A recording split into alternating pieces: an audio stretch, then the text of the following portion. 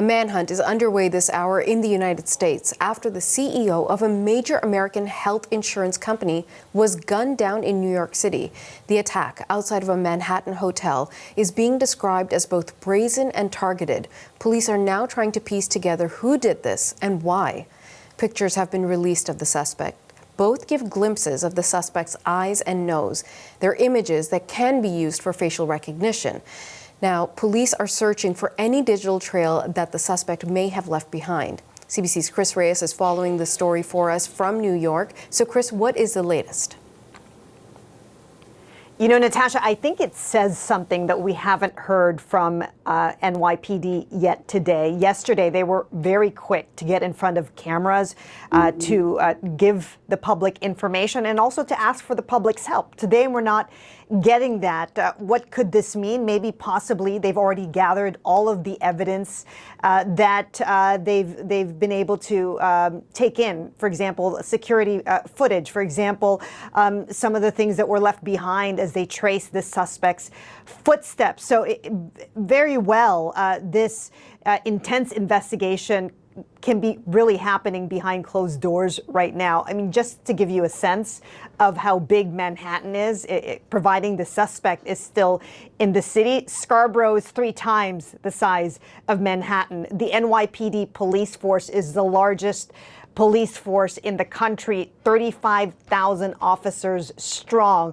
So safe to say that they have the manpower to search every nook and cranny of this little island, as well as the boroughs that surround it. So that is what's happening right now. There's also a posters all over the city showing the suspect's picture and a reward offer of $10,000 for any information.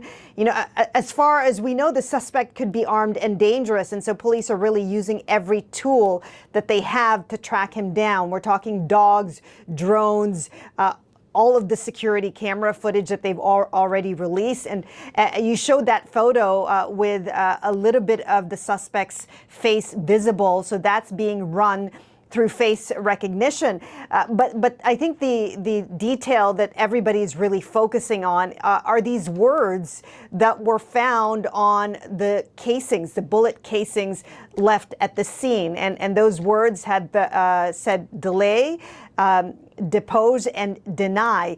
And we found a book online with those words exactly, with the tagline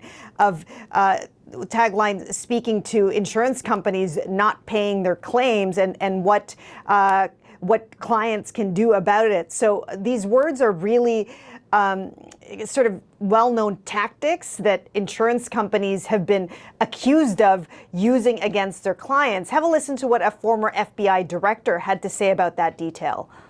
This person had some sort of personal connection to this killing. So this is probably less likely to be someone who was hired to do this, and more likely was committed by someone who is emotionally or specifically invested in the act, right?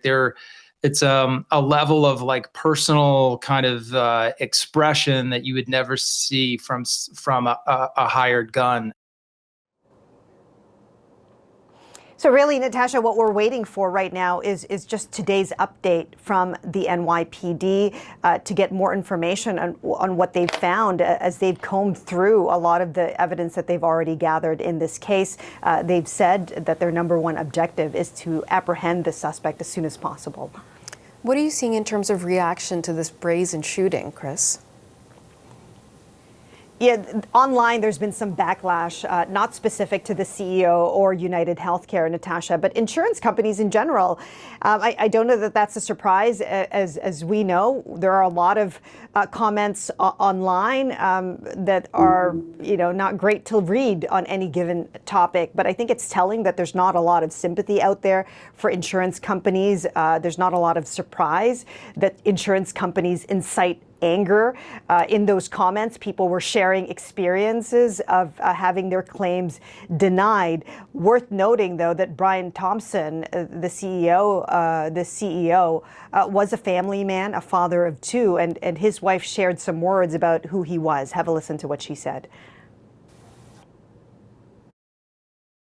Brian was a wonderful person with a big heart and who lived life to the fullest. He will be greatly missed by everybody. Our hearts are broken and we are completely devastated by this news. He touched so many lives.